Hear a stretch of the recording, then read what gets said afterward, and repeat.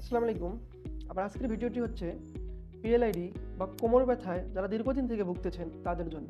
হয়তো আপনি অনেক ট্রিটমেন্ট করতেছেন কিন্তু কোনো সমাধান পাচ্ছেন না। আপনার এই কোমর ব্যথা বা পিএলআইডি সমস্যার জন্য যদি আপনি আর্লি স্টেজে বা প্রথমের দিক কাইরোপ্র্যাকটিক অ্যান্ড অস্টিওপ্যাথ ট্রিটমেন্ট নিতে পারেন, তাহলে আপনি খুব অল্প সময়ের মধ্যে এই সমস্যা থেকে বের হয়ে স্বাভাবিক জীবনযাপন করতে পারবেন।